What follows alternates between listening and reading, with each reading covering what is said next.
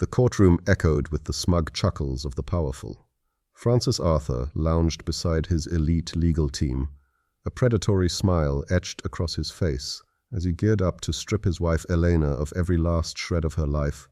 He saw her as a fragile homemaker from nowhere special, isolated in this high-stakes arena, with no one to fight for her. Victory seemed inevitable. He was dead wrong. As the heavy doors creaked open and a sleek convoy of armored vehicles idled outside, the tide turned. Francis wasn't merely ending a marriage. He was igniting a feud with a hidden empire he never suspected, and now it had arrived to dismantle him. The divorce trial of Arthur versus Arthur unfolded in the grand halls of the Federal District Court, a space redolent of polished wood and calculated ambition. To Francis Arthur, it reeked of triumph. Francis straightened the lapels of his custom-tailored navy suit, catching the glint of his Rolex Submariner in the light. He was a striking figure in that cold, calculated mold. Sharp features, mid-40s, the founder of Arthur Investments, a firm he'd forged with the quiet backbone of his wife Elena, though he'd long erased that from his narrative. Today his mind wandered to his assistant, the ambitious 26-year-old waiting in a penthouse across town, and to the thrill of domination. "Check her out," Francis murmured to his lead counsel, Anthony Blay. Blay was infamous in the bar as the Wall Street shredder, a lawyer who didn't just prevail, he obliterated foes. "She's crumbling already. We'll wrap this by noon." Anthony Blay let out a low, gravelly laugh. "Routine takedown, Francis. We break her resolve. She caves on the settlement and the gag order, and she fades back to whatever suburb she crawled from, facing us with a pro bono kid. Pathetic."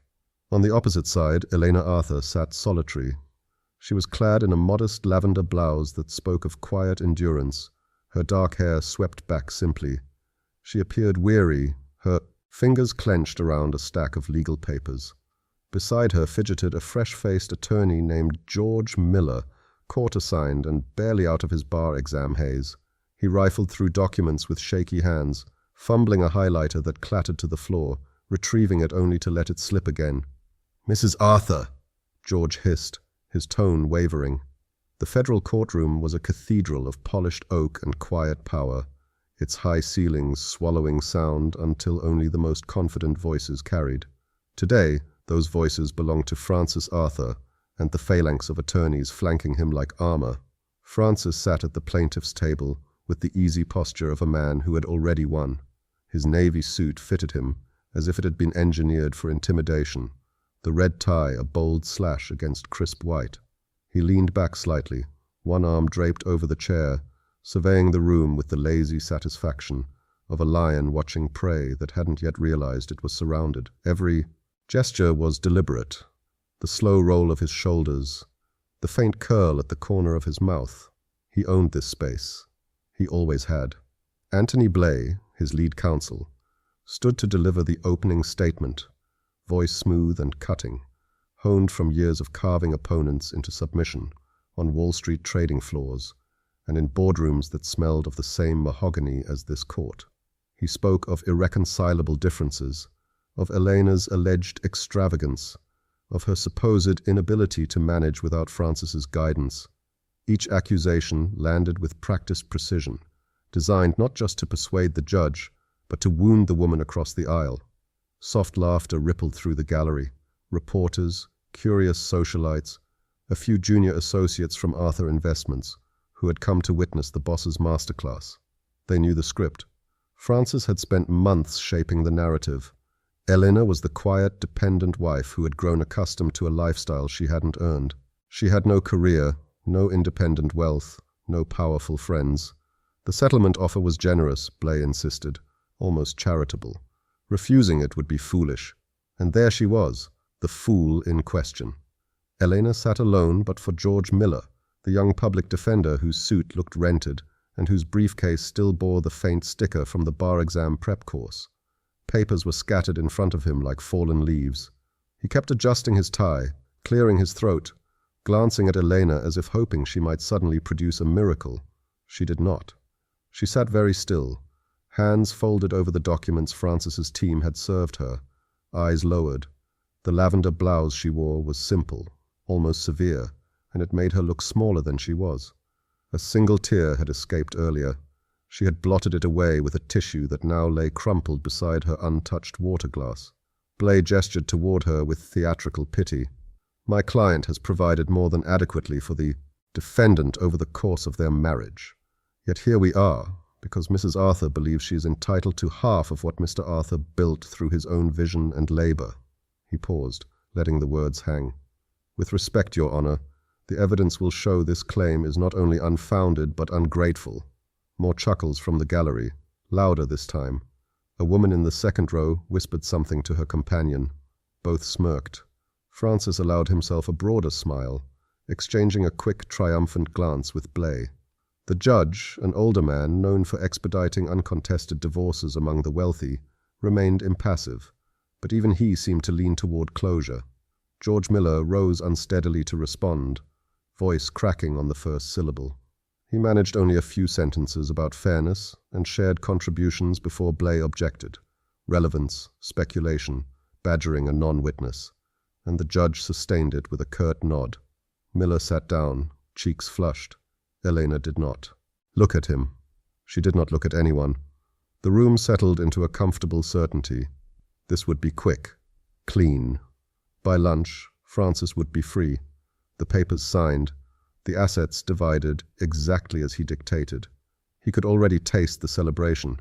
Aged Scotch in his corner office overlooking the city he had conquered, the one Elena had never truly belonged in. The laughter lingered in the air like cigar smoke, thick and self-assured.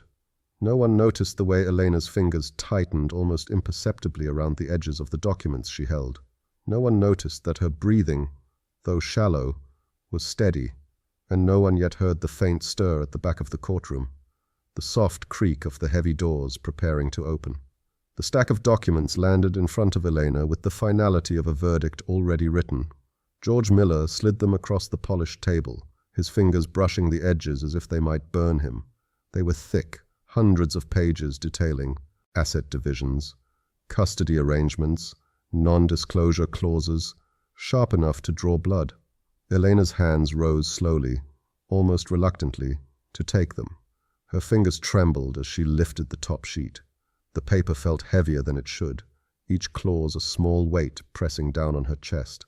She read in silence, eyes scanning lines that stripped away years of her life. The house she had turned into a home, the accounts she had helped build during sleepless nights beside Francis, the future she had imagined for herself, reduced to a paltry monthly allowance and a gag order. A fresh tear welled, spilling over before she could stop it. She dabbed at it with the crumpled tissue, but another followed, tracing a warm path down her cheek. The lavender blouse darkened slightly where a drop landed, a small, irreversible stain. Across the aisle, Francis watched every movement with the quiet intensity of a man savoring a private victory. His smirk deepened, eyes narrowing in satisfaction as he leaned toward Anthony Blay. "See that?" he murmured, voice low enough for only his lawyer to hear. "She's breaking right on schedule." The words carried no urgency, only pleasure, the kind that came from watching a carefully laid plan unfold exactly as intended. Blay nodded, his own expression one of professional detachment laced with amusement. He tapped a Mont Blanc pen against his legal pad, the rhythm casual, triumphant. Francis's gaze lingered on Elena, drinking in the tremor in her hands, the way her shoulders curved inward, as if to shield herself from the room's scrutiny. This was the moment he had anticipated most. Not the signing, not the judge's gavel, but this quiet unraveling. The woman who had once matched his ambition step for step, now reduced to tears over paper. It felt exquisite. The gallery had quieted somewhat, the earlier laughter fading into murmurs of anticipation. Reporters scribbled notes, a few spectators checked watches, already mentally drafting headlines, about the swift dismantling of a gold digger's claims.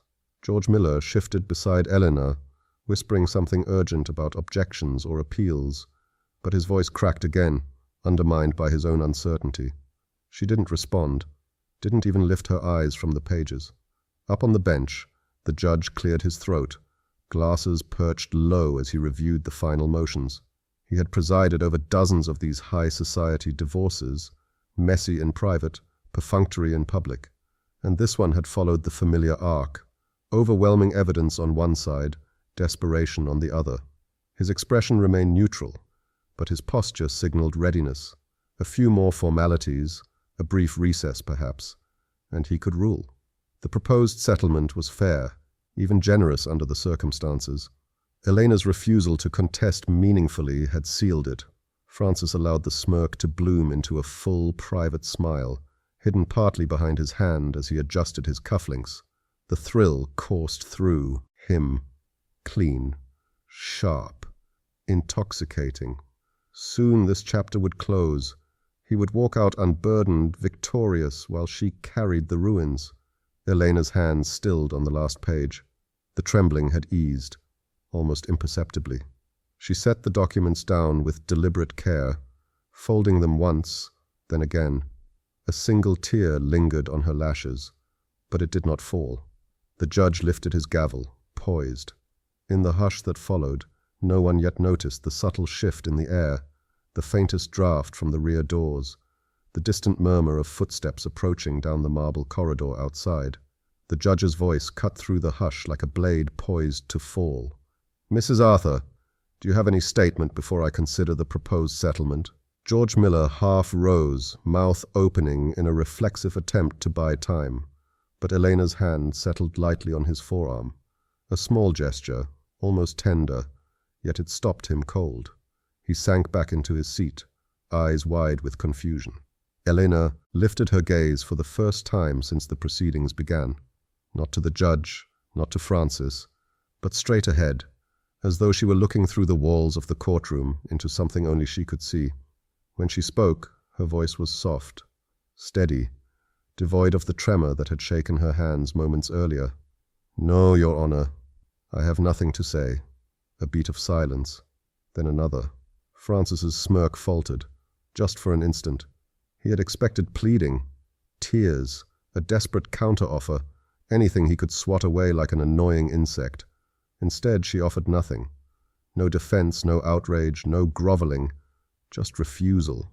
Anthony Blay leaned in, whispering urgently. "She's stalling." Classic delay tactic. But even his tone carried a faint edge of uncertainty now. The gallery shifted in their seats. The earlier amusement had thinned. In its place crept an unease they couldn't name. Elena sat perfectly upright, hands now resting flat on the table, fingers interlaced. The crumpled tissue lay discarded. The tear stains on her cheeks had dried, leaving only the faintest trace. She looked, Francis realized, with a flicker of irritation. Composed. Too composed. The judge frowned, peering over his glasses. "Mrs. Arthur, you understand that declining to contest the terms may result in their acceptance as presented?" "I understand," she answered, the words quiet but unshakable. Another silence stretched, longer this time. It pressed against the walls, thick and uncomfortable. Reporters stopped scribbling. Spectators exchanged glances. Francis felt the first prickle of something unfamiliar along the back of his neck, something perilously close to doubt. Blay rose smoothly, seizing the moment. "Your Honor, the defendant's refusal to engage only underscores the absence of any legitimate claim. My client has been more than reasonable." The judge raised a hand, cutting him off. His eyes remained on Elena, searching for the breakdown that should have come by now. It didn't. Elena simply waited.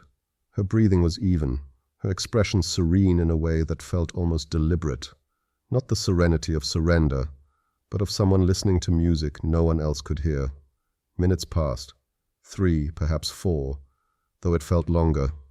The room grew restless. A woman in the gallery coughed. A phone buzzed and was hastily silenced. Francis drummed his fingers once on the table, then stopped when he noticed Blay watching him.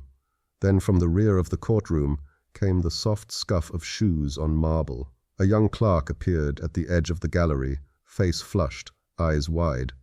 She hurried along the aisle to the bench, leaning close to the judge's ear. Her whisper was meant to be private, but in the pressurized quiet it carried just far enough. "Someone's here, Your Honor, outside.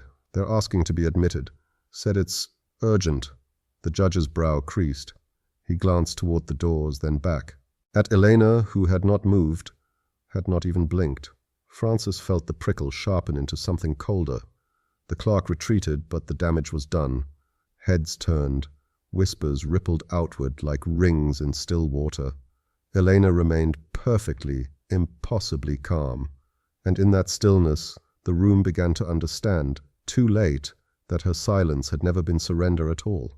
The heavy doors at the back of the courtroom swung open with a deliberate slowness that commanded every head to turn. A draught of cooler air swept in, carrying the faint scent of winter rain from the street outside. Conversation died mid-whisper. Even the reporters' pens hovered motionless above their notebooks. He stepped through alone. Scott, tall, broad-shouldered, dressed in a charcoal suit that looked understated only until one noticed the cut. Perfect, unforgiving, the kind of tailoring that cost more than most people's yearly salaries. His hair was darker than Elena's, streaked with premature, silver at the temples, and his face carried the same quiet composure she had worn moments earlier, only sharpened by years of boardrooms where billions changed hands on a nod. He moved without hurry, eyes scanning the room once, clinically, before settling on his sister. The effect was instantaneous. Francis felt it first, a tightening in his chest, as though the air had thinned. His smirk vanished entirely. Anthony Blais's pen stopped tapping. George Miller's mouth fell open slightly, forgotten words drying on his tongue. The gallery, which had been leaning forward in bored anticipation of a swift ruling, now sat rigidly upright, sensing prey turning into predator without understanding how. Scott did not speak. He simply walked the center aisle with measured steps, shoes silent on the marble, until he reached Elena's table. There he paused, placed one hand lightly on the back of her chair, and inclined his head toward the judge in a gesture that was neither deferential nor arrogant, just acknowledgement from someone accustomed to being acknowledged in return. The judge cleared his throat twice before finding his voice. "Sir, this is a closed proceeding. Identify yourself for the record." Scott's gaze shifted to the bench, calm and unblinking. "Scott Langford, counsel has already filed my appearance and motion to intervene on behalf of the defendant. Your clerk should have the paperwork." A ripple of confusion passed through Blais's team. One of the junior associates frantically opened a tablet, scrolling, face paling as files appeared that hadn't been there an hour ago. Blais himself leaned toward Francis, voice low and suddenly strained. "Langford? As in Langford Capital?" Francis didn't answer. He couldn't. The name landed like a stone in still water, sending shockwaves through every calculation he had made about this day. The power in the room hadn't merely shifted, it had inverted. Where Francis had radiated ownership, minutes earlier, he now sat unnaturally still, fingers curled too tightly around the arm of his chair. The spectators who had chuckled at Elena's tears now watched Scott with the wary fascination usually reserved for forces of nature. Reporters typed furiously, headlines already forming in their minds. Elena did not turn to look at her brother. She didn't need to. The faintest exhale escaped her. Relief, or perhaps the release of something long held in check. Her hands remained folded, but the tension in her shoulders eased by degrees. Scott took the empty seat beside her without waiting for invitation, placing a slim leather folio on the table. He leaned in, voice pitched for her ears alone. "I'm sorry I'm late," she answered so softly only he could hear. "You're right on time." The judge rapped his gavel once, more out of habit than necessity. The sound cracked through the frozen silence like a starter's pistol. And just like that, the battlefield redrew its lines. If this moment, the exact second everything tilted, has your pulse racing the way it did theirs, do me a favor. Hit that subscribe button so you don't miss what happens next. Like this chapter if you felt the air change with me, and drop a comment telling me whose side you're on right now. Francis still thinks he's winning, but we know better. Turn on notifications because the next chapter drops soon. And trust me, you won't want to walk into that courtroom unprepared. The judge's gavel hovered, then lowered without striking.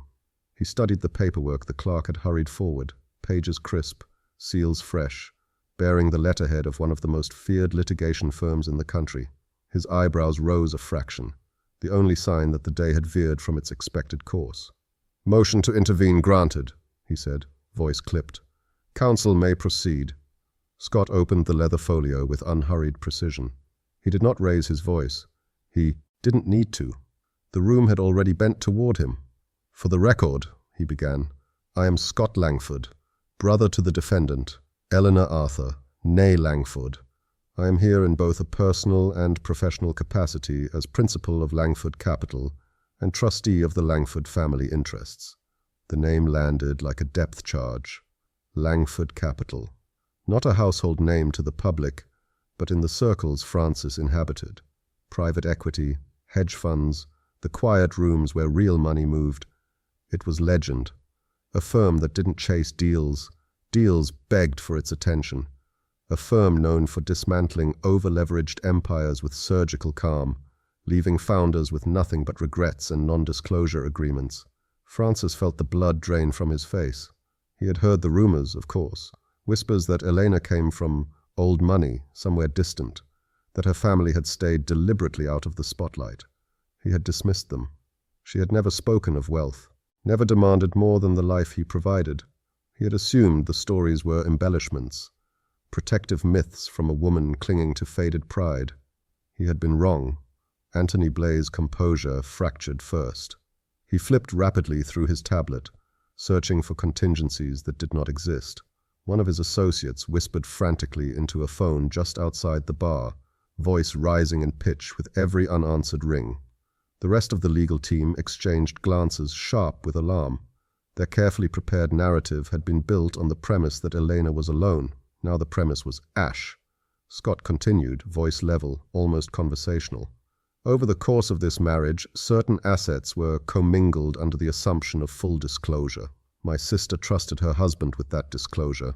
Unfortunately, the trust was not reciprocated." He slid a single sheet across the table toward the bench.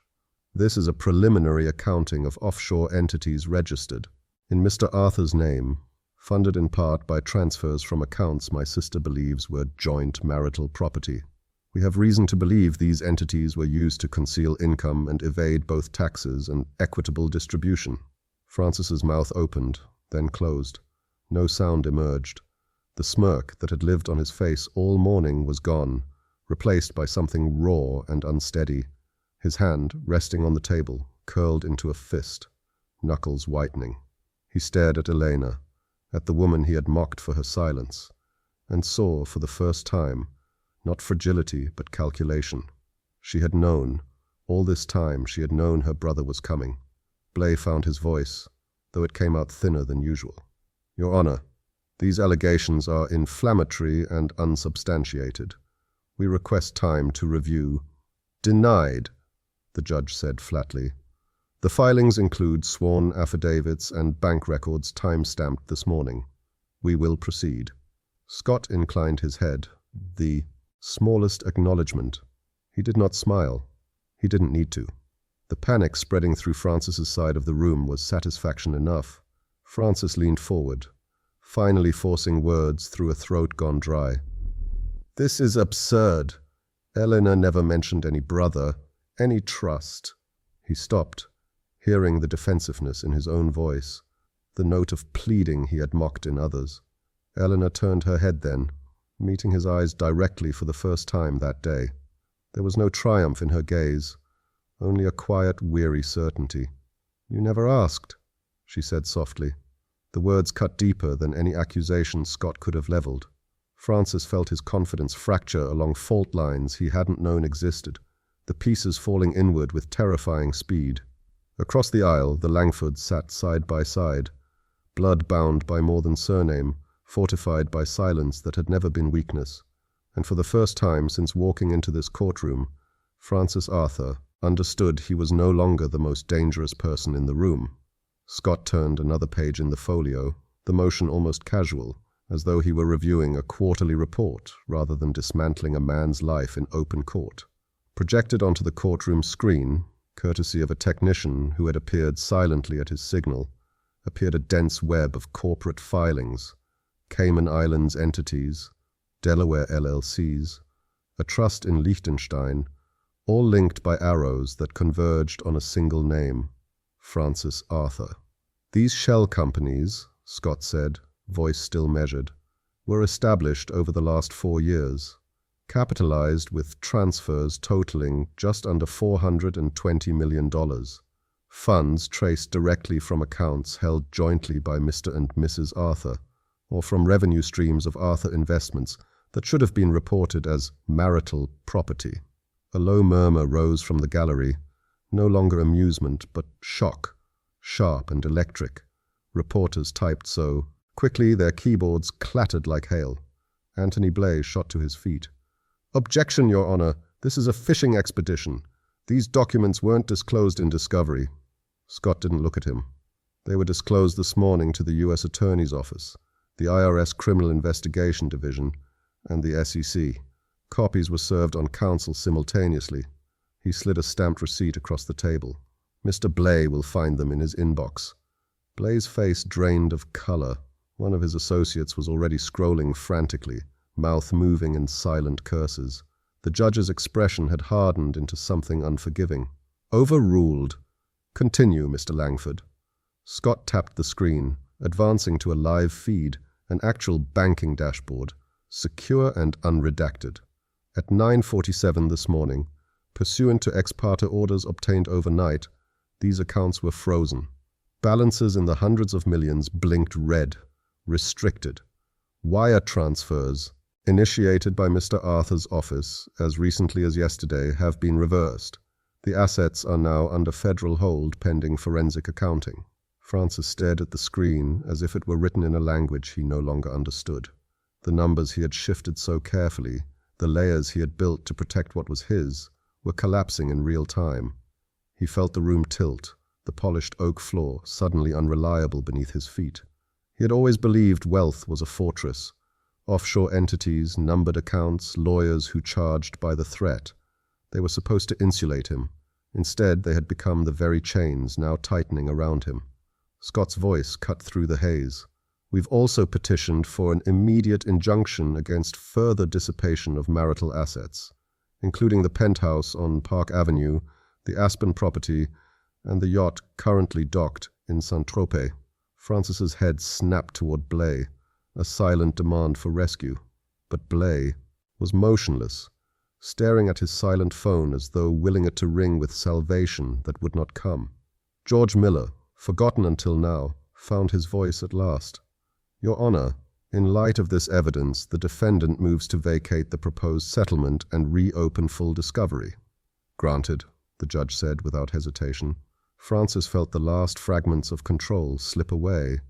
He had entered this room certain of victory, savoring Elena's tears, confident that no one would challenge him. Now the tears were dry on her cheeks, her posture straight, while his own world contracted to the hard wooden chair beneath him and the screen displaying his exposure in unforgiving black and white. He looked at Elena again, searching for triumph, for gloating, anything he could hate. But she only watched him with the same quiet certainty she had worn from the beginning, as though she had always known this moment would arrive and had simply been waiting for the rest of the world to catch up. Scott closed the folio with a soft snap. He did not smile. He didn't need to. The trap had sprung, silent and precise, and Francis Arthur finally understood the dimensions of the cage he had built for himself, $1 billion deep and closing fast. Francis rose slowly, as though the air itself resisted him. His chair scraped against the floor with a sound too loud in the sudden quiet. He buttoned his jacket with fingers that no longer felt entirely his own, then placed one hand on the table for balance he hadn't needed an hour ago. "Your Honor," he began, voice pitched to reclaim authority, "these accusations are fabricated, desperate. My wife, ex-wife, soon, has clearly conspired with her brother to manufacture this crisis. I've built Arthur Investments from nothing. Every dollar is documented, every transfer legitimate." The words came out steadier than he felt, but they landed flat. The gallery watched him now with the cool curiosity usually reserved for a faltering witness. No sympathetic murmurs, No nods of recognition from the financiers who had once sought his favor. Only attention, sharp and waiting.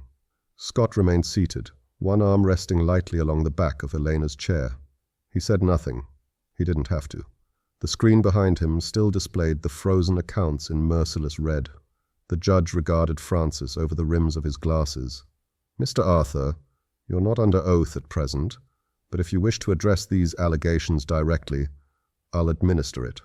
Francis hesitated only a fraction of a second, long enough for doubt to register, then nodded. "I welcome the opportunity to clear this up." The oath was administered.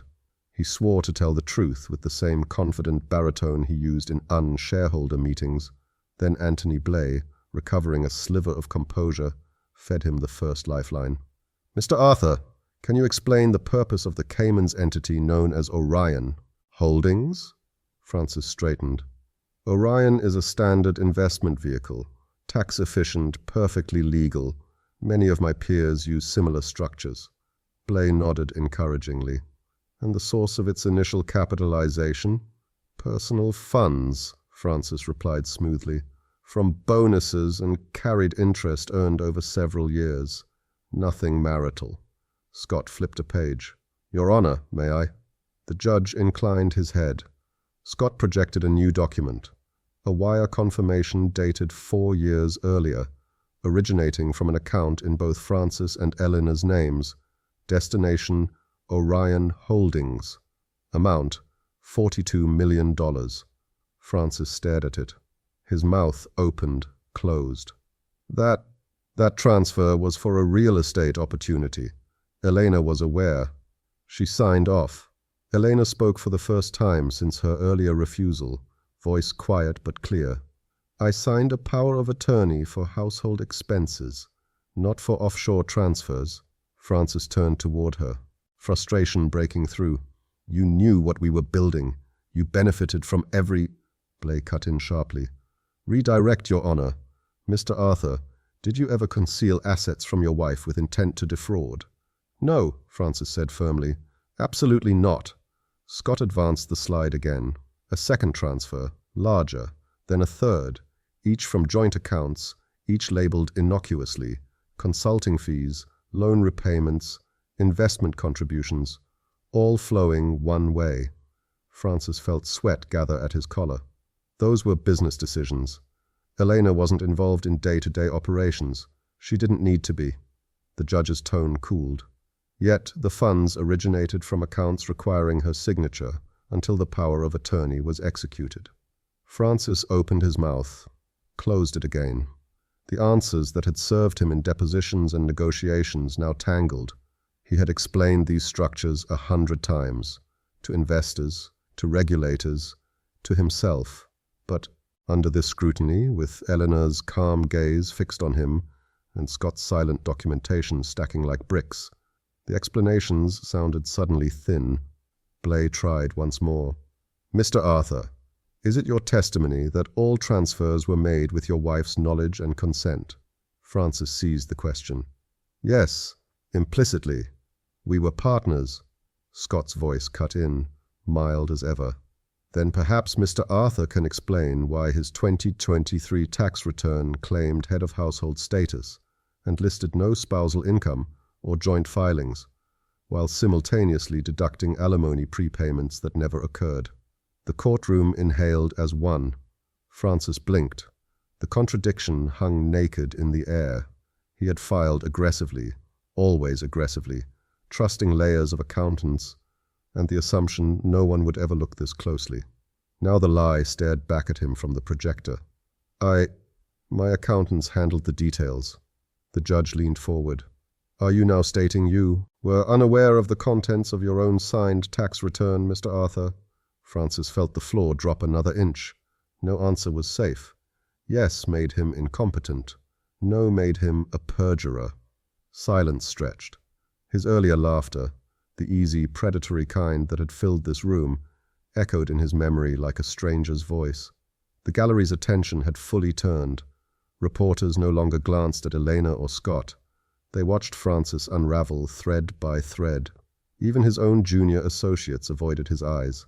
The man who had entered smiling certain of crushing an opponent, now stood exposed, words failing him under oath, and in the quiet that followed, the courtroom belonged entirely to the brother and sister who had waited, patient and unbreakable, for this precise moment. The judge's chambers had emptied into the courtroom again, but the atmosphere felt altered, as if the very wood paneling had absorbed the morning's arrogance and exhaled something colder. Afternoon. Light slanted through high windows, catching dust motes that drifted like ash over a battlefield. Scott stood once more, the folio now thicker with exhibits admitted without contest. His voice carried the same measured calm it had held from the beginning, but the words landed with the weight of inevitability. Your Honor, in light of the fraud now established on the record, the defendant moves for immediate interim relief, sole legal and physical custody of the minor children, exclusive use of the marital residence, and a complete accounting of all assets with pre-judgment restraint. George Miller, emboldened by hours of watching Scott work, added his own tentative endorsement. The judge did not wait for Blaye's response. The objections had grown perfunctory, almost ritual. Granted, he said. Custody is awarded to Mrs. Arthur pending full hearing. Mr. Arthur will have supervised visitation at the court's discretion. The Park Avenue apartment, the Hamptons property, and all domestic accounts are frozen for Mrs. Arthur's exclusive use until equitable distribution. Francis remained seated now, shoulders curved inward, staring at the table as though it might offer escape. The words reached him slowly. Custody, exclusive, frozen, like blows delivered through water. He had fought for shared parenting in the original papers, had painted himself the stable provider, Elena the emotional absentee. Now the children he had planned to parade as leverage would go home with her tonight, and he would not. Blaye tried once more, voice hoarse. Your Honor, these measures are punitive. They are protective, the judge corrected sharply. The evidence shows systematic concealment and dissipation. Mr. Arthur will further be ordered to pay interim spousal and child support in the amount of $1 million per month, retroactive to the filing date, plus Mrs. Arthur's legal fees in full. A collective intake of breath rippled through the gallery. $1 million a month, retroactive. The figure was not generous. It was surgical, calibrated to the lifestyle Francis had insisted was his alone to bestow. Scott inclined his head in acknowledgement, then continued without pause. Additionally, Your Honor, we have been informed by the clerk that representatives from the U.S. Attorney's Office and the IRS are present. Heads turned. In the back row, 2 men and a woman in conservative suits rose, badges visible at their waists. They did not approach the bench yet. Their presence alone was indictment enough. The judge's expression did not soften. The court takes note of the federal interest. Mr. Arthur, you are hereby notified that parallel criminal investigations have been opened regarding potential tax evasion, wire fraud, and conspiracy. You will surrender your passport to the clerk before leaving this building. Any attempt to access restricted accounts or leave jurisdiction will result in immediate remand. Francis lifted his gaze at last. His eyes found Elena across the aisle. She met them without flinching, but there was no victory in her face, only exhaustion, and something quieter that might have been sorrow for what had been lost long before today. The children's names had been spoken aloud in the order. She had not smiled once. Blaye leaned close, whispering urgently about appeals, stays, negotiations. Francis did not answer. The confident timbre that had filled the room that morning was gone, replaced by a throat raw from disuse. The gavel fell once. Clean. Final. Court stands in recess until full discovery is complete. Marshals will escort Mr. Arthur for processing. 2 uniformed officers appeared at his side. Francis rose unsteadily, the navy suit now rumpled, the red tie askew. He did not look at the gallery, at the reporters already filing stories of ruin, at the associates who would not meet his eyes. As he passed Elena's table, he stopped for the briefest moment. No words came. She watched him go, hands folded once more, the lavender blouse still bearing the faint shadow of dried tears. Scott placed a steadying hand on her shoulder. She leaned into it, almost imperceptibly. Outside, the winter rain had begun in earnest, streaking the tall windows like silent testimony. Judgment had come without mercy, precise and absolute, and the man who had once filled the room with laughter walked out in silence, the sound of his footsteps swallowed by the storm. The courtroom emptied slowly, as though reluctant to release the drama it had witnessed. Reporters lingered at the doors, phones pressed to ears, voices hushed but urgent. Francis's former associates slipped out first, heads down, avoiding the marshals who flanked him. Blay followed, briefcase clutched like a shield, face etched with the exhaustion of a man who knew the appeals would be long, expensive, and likely futile. Francis himself was last to leave the plaintiff's table. Marshals waited with professional patience while he gathered nothing. There was nothing left to gather. His phone had been confiscated for imaging. His wallet held cards already flagged. When he stood, the navy suit hung looser, as if the fabric had absorbed the day's losses and sagged under the weight. One marshal took his elbow, not roughly but firmly enough that there was no illusion of choice. He did not resist. He walked the aisle he had once strode with ownership, past rows of faces that no longer met his eyes, and disappeared through a side door that closed behind him with a soft, final click. Outside, in the corridor, the winter rain had turned to sleet, ticking against tall windows like impatient fingers. The sound followed Elena as she rose from her seat. She moved without hurry. The lavender blouse, once a symbol of quiet endurance, now seemed almost luminous in the fading light. The faint shadows of dried tears remained, but they no longer defined her. She smoothed the fabric once, a small, unconscious gesture of reclamation, then collected the few papers George Miller had guarded throughout the day. He offered them with a shy smile, still dazed by his accidental front-row seat to history. "Thank you," she said simply. Her voice was steady, softer than it had been under oath, but no longer fragile. George nodded, words failing him. Scott waited by the table, folio closed, hands in his coat pockets. He watched her approach with the same measured calm he had worn since entering, but something in his eyes had softened. Relief, perhaps, or pride long withheld. When she reached him, he offered his arm. She took it, not as someone needing support, but as a sister, reclaiming a brother. They walked the center aisle together. No one spoke to them, no cameras flashed. The press had been corralled outside, and the remaining spectators parted instinctively, as though recognizing that this moment belonged to the two figures moving through their midst. Elena's steps were even, unhurried. She did not look back at the empty plaintiff's table, at the screen still displaying frozen accounts in red, at the chair where Francis had sat unraveling. At the heavy doors, she paused, not from hesitation, but to draw a slow, deliberate breath, the first truly free one she had taken in years. The air tasted of rain and polished wood and something new she could not yet name. Scott opened the door for her. Beyond it lay the marble corridor, the elevators, the city waiting under grey skies. She stepped through. Behind them, the courtroom settled into emptiness.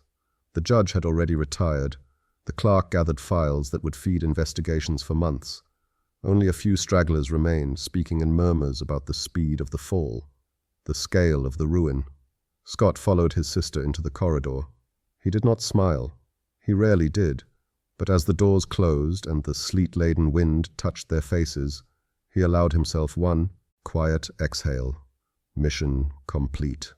Elena walked ahead slightly, shoulders straight, chin lifted just enough to meet whatever came next. The woman who had entered that room, silent and seemingly small, emerged whole, calm, free, and finally unmistakably powerful. The rain welcomed her like an old friend, washing the last traces of the day from her skin as she disappeared into the city that had once felt like a cage, and now stretched open before her.